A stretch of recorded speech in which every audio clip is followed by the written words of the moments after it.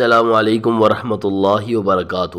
حضرت داؤد علیہ السلام کی 99 بیویاں تھیں، پھر کسی اور عورت سے شادی کرنے کا خیال آیا۔ اللہ تعالیٰ کو ان کا یہ خیال اور ارادہ ناگوار گزرا۔ اس کا امتحان لینے اور اس غلطی کا احساس دلانے کی خاطر اللہ تعالیٰ نے 2 فرشتے انسانی شکل میں حضرت داؤد علیہ السلام کے پاس بھیجے۔ انہوں نے اپنا کیس حضرت داؤد علیہ السلام کی خدمت میں پیش کیا۔ ایک نے کہا، میرے پاس صرف ایک دمبی ہے اور ساتھی کے پاس 99 دمبیاں ہیں۔ یہ میری ایک دمبی بھی میرے پاس نہیں رہنے دیتا، بلکہ اس کا مطالبہ کرتا ہے کہ یہ مجھے دو۔ حضرت داؤد علیہ السلام فرماتے ہیں کہ اس نے تجھ سے دمبی کا سوال کر کے بہت برا کیا ہے، یہ تو ظالمانہ کام ہے۔ پھر اپنے والا ارادہ یاد آتا ہے اور سمجھتے ہیں کہ اللہ تعالیٰ نے مجھے میری غلطی پر خبردار کیا ہے۔ چنانچہ حضرت داؤد علیہ السلام بارگاہ الہی میں سر بسجود ہو کر اپنی غلطی کی معافی مانگتے ہیں۔ انہیں اللہ تعالیٰ کی طرف سے معافی ہو جاتی ہے۔ استغفار سلیمان۔ ایک دفعہ حضرت سلیمان علیہ السلام کے پاس دریائی نسل کے عمدہ گھوڑے لائے گئے۔ آپ ان کی دیکھ بھال میں اس قدر مصروف رہے کہ نماز عصر پڑھنا بھول گئے۔ جب سورج غروب ہو گیا تو نماز یاد آئی۔ اب کیا تھا، انہوں نے گھوڑوں کو جن کی دیکھ بھال میں نماز عصر یاد نہ رہی اور فوت ہو گئی، اپنے ہاتھوں سے ذبح کیا اور اللہ تعالیٰ سے معافی مانگی۔ رب اغفر لی وہب لی ملکا لا ینبغی لأحد من بعدی۔ اے میرے پروردگار، مجھے معافی دیجیے اور مجھے ایسی سلطنت عطا کیجیے جو میرے بعد کسی کو نصیب نہ ہو۔ استغفار موسیٰ۔ ایک قبطی اور ایک اسرائیلی کسی بات سے آپس میں جھگڑتے ہیں۔ حضرت موسیٰ علیہ السلام اسرائیلی کی حمایت کرتے ہوئے قبطی کو ایک مکہ مارتے ہیں، جس سے وہ ہلاک ہو جاتا ہے۔ فوراً اپنی کوتاہی اور غلطی کا احساس پیدا ہوتا ہے اور اللہ تعالیٰ کی بارگاہ میں استغفار کرتے ہیں، ربی انی ظلمت نفسی فاغفر لی فغفر لہ۔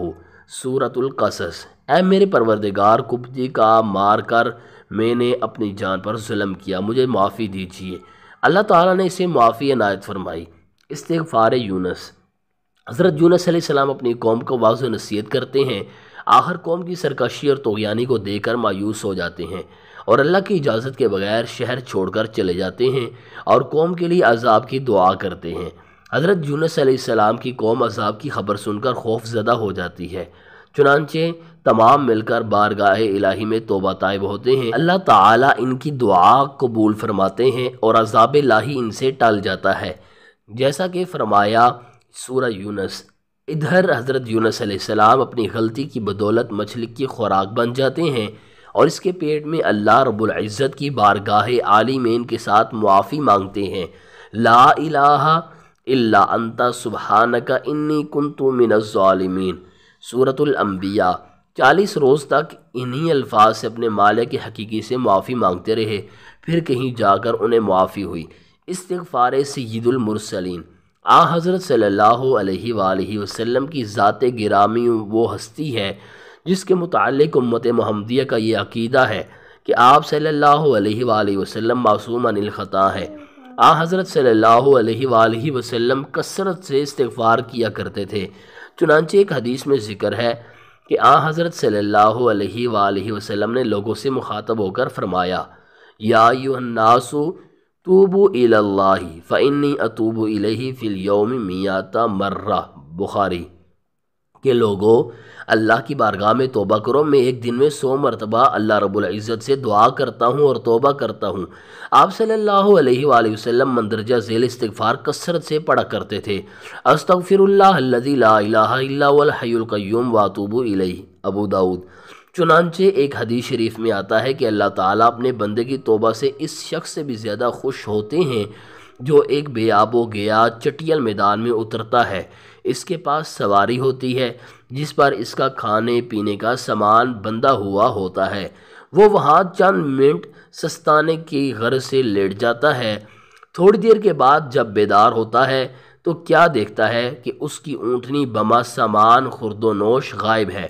اس کی تلاش میں جنگل کا کونا کونا چھانتا ہے لیکن کہیں سے سراغ نہیں ملتا، حتیٰ کہ گرمی و تشنگا سے مغلوب ہو کر اسی جگہ پر واپس آ جاتا ہے جہاں پہلے لیٹا ہوا تھا، وہاں پر مرنے کا فیصلہ کر لیتا ہے اور اپنا بازو سر کے نیچے رکھ کر لیٹ جاتا ہے تاکہ وہ موت کے ذریعے اس مصیبت اور پریشانی سے نجات پائے۔ تھوڑی دیر کے بعد بیدار ہوتا ہے کیا دیکھتا ہے اس کی اونٹنی بما سامان خرد و نوش اس کے سر پر کھڑی ہے، یہ ماجرا دیکھ کر خوشی سے پھولا نہیں سماتا۔ خوشی کا اس قدر غلبہ ہوتا ہے کہ اس کے دماغی توازن درست نہیں رہتا، خوشی میں آ کر کہتا ہے یا الہی تو میرا بندہ ہے اور میں تیرا رب ہوں۔ مسلم۔ وقت استغفار۔ ویسے تو جس لمحہ اور جس ساعت انسان اللہ تعالیٰ کو یاد کرتا ہے اور پکارتا ہے تو وہ سنتا ہے اور دعاؤں کو قبول کرنے والا ہے، لیکن رات کا آخری تہائی حصہ اس کام کے لیے زیادہ مخصوص ہے۔ چنانچہ اللہ تعالیٰ نے اپنے بندوں کا ذکر کرتے ہوئے فرمایا وَالْمُسْتَغْفِرِينَ بِالْأَسْحَارِ، سورہ آل عمران۔ حضرت یعقوب علیہ السلام سے جب ان کی اولاد نے اپنی غلطی کی معافی چاہی تو جواب دیا کہ سوف استغفر لکم ربی، سورہ یوسف۔ میں جلد ہی اپنے پروردگار سے تمہاری معافی کی درخواست کروں گا۔ چنانچہ مفسرین نے بیان کیا ہے کہ انہوں نے اپنی اولاد کی کوتاہی کی معافی کی درخواست ہنگام سحر بارگاہ الہی میں پیش کی تھی۔ ایک روایت میں ہے کہ اللہ رب العزت رات کو دنیا والے آسمان پر تشریف فرما ہوتے ہیں، اور جب رات کا تہائی حصہ باقی رہ جاتا ہے تو آواز دیتے ہیں ہے کوئی سوال کرنے والا اسے میں دوں، ہے کوئی پکارنے والا میں اس کی دعا منظور کروں، ہے کوئی معافی مانگنے والا میں اسے معاف کروں۔ ابن کثیر۔ حضرت عبداللہ بن عمر رات کو نماز پڑھتے، جب رات کا آخری حصہ ہوتا تو دعا اور استغفار میں مشغول ہو جاتے۔ حضرت انس بن مالک فرماتے ہیں کہ ہمیں یہ حکم تھا کہ جب رات کو نماز پڑھیں تو صبح تک استغفار میں مشغول رہیں۔ ابن کثیر۔ فوائد استغفار۔ گناہوں سے معافی۔ انسان کے گناہ خواہ ریت کے ذروں کے برابر ہو یا بحر بیکراں کے قطرات سے زیادہ ہو تو بھی استغفار سے سب محو ہو جاتے ہیں، معاف ہو جاتے ہیں۔ چنانچہ نبی کریم صلی اللہ علیہ وآلہ وسلم فرماتے ہیں کہ اللہ تعالیٰ کا فرمان ہے اے ابن آدم تو جب تک مجھ سے دعا کرے گا اور امید رکھے گا تیرے جو گناہ بھی ہوں گے معاف کر دوں گا، اور مجھے اس بات کی کوئی پرواہ نہیں۔ اے آدم کے بیٹے، اگر تیرے گناہ آسمان کی بلندیوں تک پہنچ جائیں پھر تو مجھ سے معافی مانگے تو بھی میں تجھے گناہوں سے معافی دوں گا، اور مجھے اس کی کوئی پرواہ نہیں ہے۔ ابن آدم، اگر تو زمین کے برابر گناہ لایا لیکن شرک نہ کیا تو میں اتنی ہی مغفرت اور بخشش لے کر تیرے پاس آؤں گا۔ ترمذی۔ دل کی صفائی۔ حضرت صلی اللہ علیہ وآلہ وسلم کی طویل حدیث ہے جس کے آخر میں یہ ذکر ہے فَإِن تَابَ وَاسْتَغْفَرَ سَقَلَ قَلْبُهُ، ترمذی۔ یعنی اگر انسان توبہ کر لے اور اپنے گناہوں سے معافی مانگے تو اس سے اس کا دل چمک اٹھتا ہے۔ موجب جنت۔ ایک دفعہ حضرت صلی اللہ علیہ وآلہ وسلم نے استغفار کا ذکر فرمایا اور اس کی فضیلت ذکر کرتے ہوئے فرمایا جو آدمی یقین کے ساتھ دن کو سید الاستغفار پڑھتا ہے اور شام سے پہلے فوت ہو جاتا ہے تو وہ اہل جنت سے ہے، اور جو رات کو یقین کے ساتھ پڑھتا ہے اور صبح سے پیشتر ہی فوت ہو جاتا ہے تو وہ بھی اہل جنت سے ہے۔ بخاری۔ پریشانی اور تنگی رزق سے نجات۔ حضرت صلی اللہ علیہ وآلہ وسلم نے تنگ دستی اور ذہنی و قلبی پریشانی میں مبتلا اشخاص کو یہ مسردہ جاں فضا سنایا۔ جو انسان استغفار کو ہمیشہ کے لیے اپنا وظیفہ بنا لیتا ہے تو اللہ تعالیٰ اس کی ہر قسم کی تنگی اور پریشانی کو دور کرتا ہے اور اسی ایسے ذریعے سے رزق عطا کرتا ہے جس کا اسے وہم و گمان بھی نہیں ہوتا۔ احمد ابو داؤد۔ میت کے لیے استغفار۔ نبی کریم صلی اللہ علیہ وآلہ وسلم فرماتے ہیں اللہ رب العزت اپنے نیک بندوں کا جنت میں مرتبہ بڑھائیں گے۔ انسان کہے گا کہ اے میرے پروردگار یہ درجہ مجھے کیسے نصیب ہوا؟ اللہ تعالیٰ جواب فرمائیں گے کہ تیرا لڑکا تیرے لیے استغفار کرتا رہا ہے اس لیے تجھے یہ بلند درجہ نصیب ہوا۔ احمد۔ مردوں کے لیے بہترین تحفہ۔ حضرت صلی اللہ علیہ وآلہ وسلم فرماتے ہیں کہ قبر میں میت کی مثال اس غرق ہونے والے کی ہے جو امداد کا طالب ہوتا ہے۔ جب اس کی بخشش کی دعا کی جاتی ہے اور اس کے لیے استغفار کی جاتی ہے وہ دنیا کی تمام اشیاء سے اسے محبوب ہوتی ہے۔ پھر فرمایا اللہ عالی اہل زمین کی دعا کی برکت سے اہل قبور پر پہاڑوں کی مانند رحمتیں نازل فرماتا ہے۔ پھر آخر میں فرمایا کہ جو لوگ بقید حیات ہیں ان کا تحفہ مردوں کے لیے یہ ہے کہ ان کے حق میں بخشش کی دعا کریں۔ بہکی۔ بارش، اولاد اور رزق کا باعث۔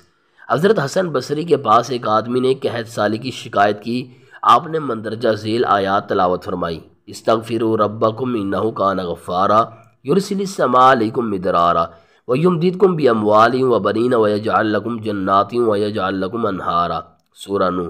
اور کہا کثرت سے استغفار پڑھو۔ پھر ایک آدمی آتا ہے وہ اولاد سے محرومی کی شکایت کرتا ہے، آپ اس کے لیے بھی یہی نسخہ تجویز فرماتے ہیں۔ پھر ایک آدمی جو تنگ دستی اور غربت کا شکار ہوتا ہے، وہ کشائش رزق کی خاطر ایسے کوئی وظیفہ دریافت کرتا ہے، آپ اسے بھی نصیحت فرماتے ہیں کہ استغفار کو لازم پکڑو۔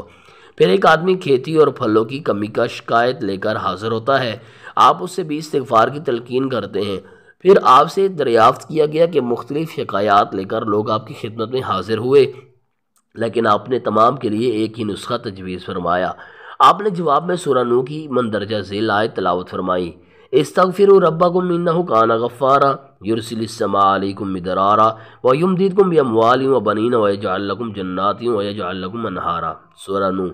اپنے پروردگار کی بارگاہ میں بخشش کی دعا کرو، وہ اسے منظور فرمائے گا۔ اس کا فائدہ یہ ہوگا وہ آسمان سے موسلا دار بارش برسائے گا، تمہیں کثرت سے مال و اولاد عطا کرے گا اور تمہارے باغات اور نہریں چلائے گا۔ امام بخاری نے فضل استغفار پر باب باندھ کر قرآن کریم کی مندرجہ بالا آیات پیش کرتے ہوئے مذکورہ فوائد ثابت کیے ہیں۔ استغفار کی فتح یابی اور ابلیس کی شکست۔ شیطان انسان کا قدیمی دشمن ہے، انسان کو راہ راست سے بہکانے کے لیے کبھی کوئی دقیقہ فروغ گزاشت نہیں کرتا اور ہر وقت موقع کا متلاشی رہتا ہے۔ چنانچہ حضرت صلی اللہ علیہ وآلہ وسلم فرماتے ہیں کہ ابلیس نے اللہ تعالیٰ کی بارگاہ میں قسم کھا کر کہا کہ میں تیرے بندوں کو اس وقت تک گمراہ کرنے کی کوشش کروں گا جب تک ان کے جسم میں روح ہوگی۔ اللہ تعالیٰ نے اپنے جلال اور عزت کی قسم کھا کر فرمایا، لا ازال اغفر لهم ما یستغفرون۔ احمد، جب تک وہ مجھ سے بخشش مانگتے رہیں گے میں انہیں بخشتا رہوں گا۔ ہلاکت ابلیس۔ ایک حدیث شریف میں آتا ہے کہ لا الہ الا اللہ اور استغفار کا وظیفہ کثرت سے کرو، کیونکہ ابلیس کہتا ہے کہ میں نے لوگوں کو گناہ کے ذریعے ہلاک کر دیا ہے اور وہ مجھے لا الہ الا اللہ اور استغفار کے اس وظیفے سے ہلاک کرتے ہیں۔ جب مجھے معلوم ہوا کہ وہ میری ہلاکت کا سامان کر رہے ہیں تو میں نے انہیں خواہشات کے ذریعے ہلاک کر دیا اور وہ سمجھتے ہیں کہ ہم راہ راست پر ہیں۔ ابن کثیر۔ استغفار ایک عظیم دوا ہے۔ ایک موقع پر حضرت صلی اللہ علیہ وسلم نے فرمایا، کیا تمہیں تمہاری بیماری اور اس کے علاج کی خبر دوں؟ سنیے، تمہاری بیماری گناہ ہے اور تمہاری دوا استغفار ہے۔ قاری استغفار کو خوشخبری۔ عبداللہ بن بصر کہتے ہیں کہ میں نے حضرت صلی اللہ علیہ وآلہ وسلم کو یہ فرماتے ہوئے سنا، طوبیٰ لمن وجد فی صحیفتہ الاستغفار۔ ابن ماجہ۔ اس آدمی کو خوشخبری ہے جس کے صحیفے میں استغفار ہے۔ ایک اور روایت میں ہے کہ جو آدمی یہ چاہتا ہے کہ اپنا صحیفہ دیکھ کر خوش ہو تو فل یکثر من الاستغفار، یعنی اسے چاہیے کہ استغفار کثرت سے بڑھے۔ انتظار استغفار۔ حضور صلی اللہ علیہ وآلہ وسلم فرماتے ہیں کہ جب کوئی مسلمان گناہ کا ارتکاب کر بیٹھتا ہے تو فرشتہ کاتب 3 ساعت تک اس کا انتظار کرتا ہے۔ اگر وہ اپنے گناہ کی معافی مانگ لے تو گناہ اس کے نامہ اعمال میں درج نہیں ہوگا اور نہ ہی اللہ تعالیٰ سے اس سے کچھ مواخذہ ہوگا۔ رفع عذاب۔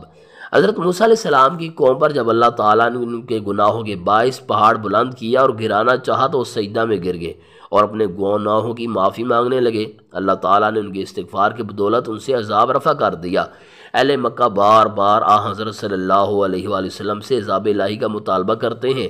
اللہ تعالیٰ ان کے جواب میں فرماتے ہیں، سورہ الانفال، آپ کے وجود گرامی کے ہوتے ہوئے اللہ تعالیٰ ان مشرکین مکہ پر عذاب نہیں نازل فرمائے گا۔ اگر استغفار کو لازم کریں تو پھر بھی اللہ تعالیٰ انہیں عذاب نہیں کرے گا۔ معزز ناظرین، ویڈیو اچھی لگی ہو تو پلیز لائک کیجیے۔ مزید ایسی ویڈیوز دیکھنے کے لیے ہمارے یوٹیوب چینل کو سبسکرائب کیجیے۔